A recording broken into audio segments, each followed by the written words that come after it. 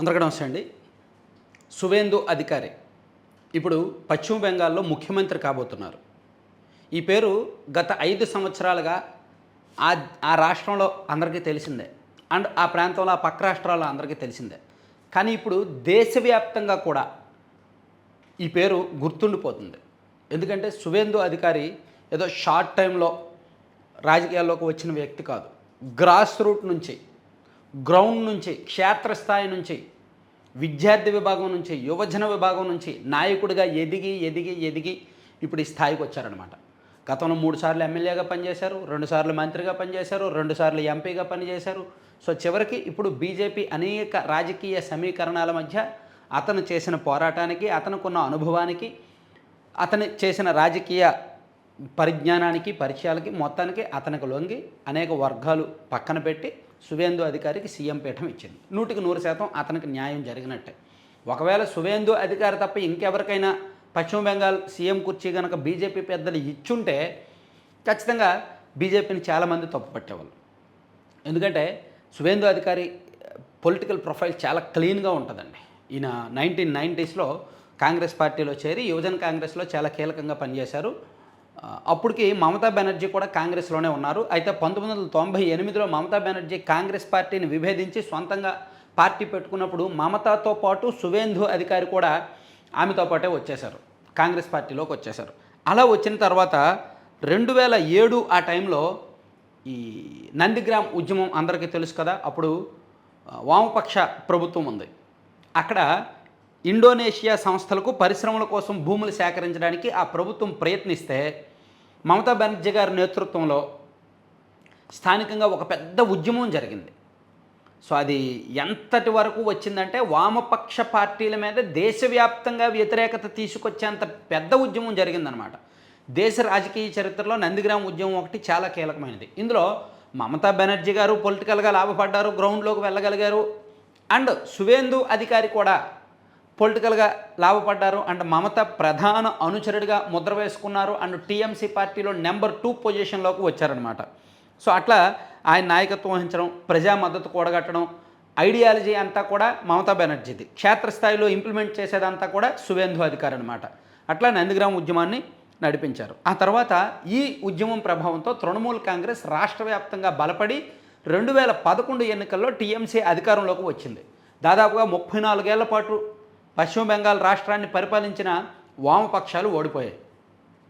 So Trinamool Congress అధికారంలోకి వచ్చిన వెంటనే సువేందు అధికారికి అత్యంత కీలకమైన రవాణా శాఖ, నీటిపారుదల శాఖ అండ్ పర్యాటక శాఖ 3 శాఖలకు కూడా ఆయన మంత్రిగా ఉన్నారన్నమాట. సో అంటే ఆయనకు ప్రభుత్వంలో మంచి ప్రాధాన్యత వచ్చింది. దాంతోపాటు పార్టీలో కూడా తృణమూల్ కాంగ్రెస్ పార్టీలో కూడా ఆయన దాదాపుగా పశ్చిమ బెంగాల్లోని 9 జిల్లాలకు ఆయనే ప్రధాన నాయకుడిగా ఉండేవాడు. ముఖ్యంగా జంగల్ మహల్ ప్రాంతం, తూర్పు మేదిన్పూర్ ప్రాంతం అండ్ గ్రామీణ బెంగాల్ ప్రాంతాల్లో ఎక్కువగా ఆయన ప్రభావం చూపేవారు. ఏ డెసిషన్స్, పొలిటికల్ డెసిషన్స్ ఏం తీసుకోవాలన్నా, ఎమ్మెల్యేల ఎంపికలో కూడా, ఎమ్మెల్యే అభ్యర్థుల ఎంపిక కావచ్చు, లోకల్ బాడీస్లో ఎంపిక కావచ్చు, ఎమ్మెల్యేల కోఆర్డినేషన్ కావచ్చు, ఆయన అనుచరులకు మంత్రి పదవులు ఇప్పించుకోవడం వరకు వచ్చారనమాట. అంత స్థాయికి ఎదిగారు పార్టీలో. అయితే మమతా బెనర్జీ గారితో విభేదాలు ఎప్పుడు వచ్చాయి? 2016లో టీఎంసీ పార్టీ రెండోసారి అధికారంలోకి వచ్చింది. అలా వచ్చిన తర్వాత మమతా బెనర్జీ గారి మేనల్లుడు ప్రాధాన్యం పెరిగింది పార్టీలోనూ ప్రభుత్వంలోనూ, అభిషేక్ బెనర్జీ. అతని ప్రాధాన్యం పెరిగిన తర్వాత ఇదేదో కుటుంబ పాలన దిశగా వెళ్తోంది, కుటుంబ పార్టీ దిశగా వెళ్తోంది, మొదటి నుంచి పార్టీ కోసం కష్టపడిన వారిని లెక్క చేయట్లేదు అని సువేందు అధికారిలో ఒక రకమైన అసంతృప్తి నెలకొంది. సో పార్టీలో అతని ప్రాధాన్యత తగ్గించి అభిషేక్ బెనర్జీ ప్రాధాన్యత పెరుగుతోంది. నిర్ణయాల్లో కూడా గతంలో ఆయన నిర్ణయాలకు విలువ ఉండేది, ఆ తర్వాత ఆయన నిర్ణయాలకు విలువ లేకుండా పోయింది. సో అదే సమయంలో ఆయన మీద తృణమూల్ ప్రభుత్వం మీద కొన్ని ఆరోపణలు వచ్చాయి. ఈ చిట్ ఫండ్ స్కామ్స్ అని, కట్ మనీ అని అండ్ సిండికేట్ రాజకీయాలు చేస్తున్నారని, విపరీతమైన వైలెన్స్ జరుగుతోందని విపరీతమైన ఆరోపణలు వచ్చాయి. సో ఒకవైపు ప్రభుత్వం మీద ఆరోపణలు వస్తున్నాయి, పార్టీ మీద ఆరోపణలు వస్తున్నాయి, ఇటువైపు ఏమో పార్టీలో వర్గాలుగా విడిపోతున్నారు అండ్ మమతా బెనర్జీ గారి కుటుంబ సభ్యుల పెత్తనం పెరుగుతోంది. ఇవన్నీ సువేందు అధికారిలో కాస్త నిద్రలేపాయి. అదే టైంకి 2019లో పశ్చిమ బెంగాల్లో జరిగిన పార్లమెంట్ ఎన్నికల్లో బీజేపీ ఎప్పుడూ లేనంతగా 18 పార్లమెంట్ సీట్లు గెలుచుకుంది. గతంలో 2014లో జరిగిన పార్లమెంట్ లోక్సభ ఎన్నికల్లో బీజేపీకి పశ్చిమ బెంగాల్లో 2 ఎంపీ సీట్లే వచ్చాయి.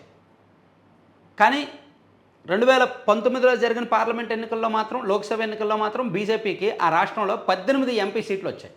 దాంతో బీజేపీకి ఆ పార్టీని లీడ్ చేసే ఒక బలమైన పొలిటికల్ ప్రొఫైల్ ఉన్న నాయకుడి అవసరం వచ్చింది.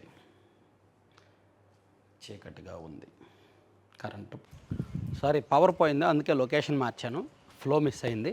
సరే, బీజేపీకి ఆ టైంలో అంటే ఎప్పుడైతే లోక్సభ ఎన్నికల్లో బీజేపీ 18 పార్లమెంట్ సీట్లు, లోక్సభ సీట్లు గెలుచుకుందో, బీజేపీకి అక్కడ బలమైన 2021లో శాసనసభ ఎన్నికలు జరుగుతున్నాయి. సో 2019 లోక్సభ ఎన్నికలకు 2021 శాసనసభ ఎన్నికలకు 2 ఏళ్ళ గ్యాప్ ఉంది.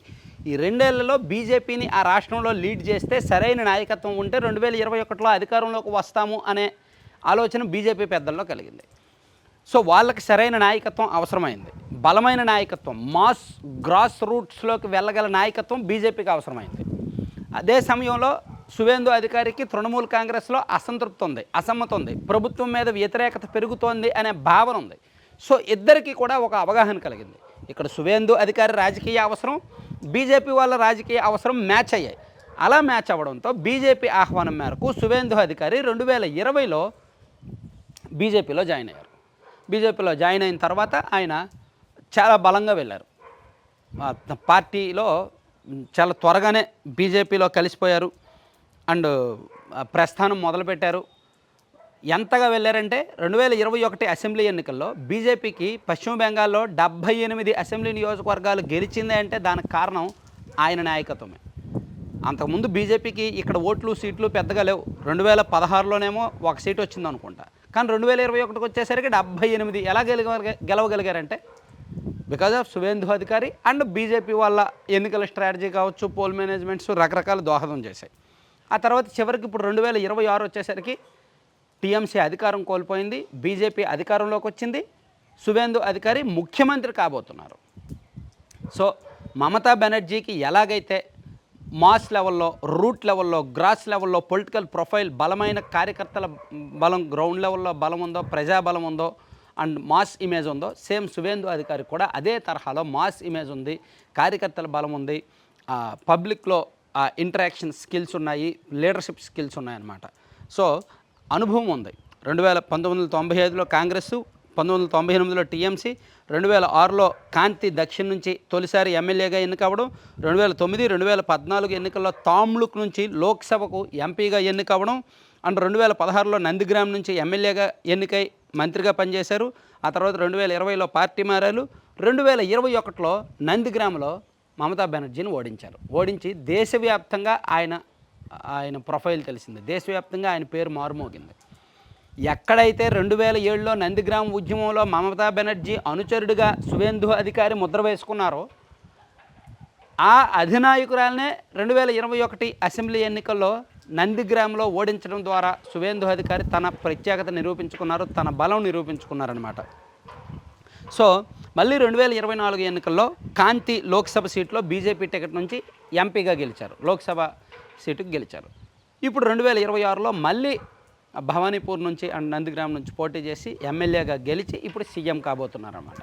సో ఇట్లా సువేందు అధికారి ప్రొఫైల్ చాలా బలమైన ప్రొఫైల్, రూట్ లెవెల్ నుంచి వచ్చిన నాయకుడు కాబట్టి పశ్చిమ బెంగాల్లో అంతా బాగానే ఉంటుంది, పరిపాలన బాగుంటుందని ఆశిద్దాం. ఎందుకంటే ఇన్నాళ్ళు పశ్చిమ బెంగాల్ రాజకీయం వేరు, పరిపాలన వేరు, చీకటి సామ్రాజ్యం వేరు, బయటకు రాని పచ్చి నిజాలు, ఘోరాలు ఎన్నో జరిగాయి. సో అవన్నీ కూడా ఇక మీదట పునరావృతం కాకుండా క్లీన్ అండ్ అకౌంటబుల్ అండ్ ట్రాన్స్పరెన్సీతో కూడిన రాజకీయాలు అండ్ పరిపాలన అక్కడ జరగాలని కోరుకుందాం.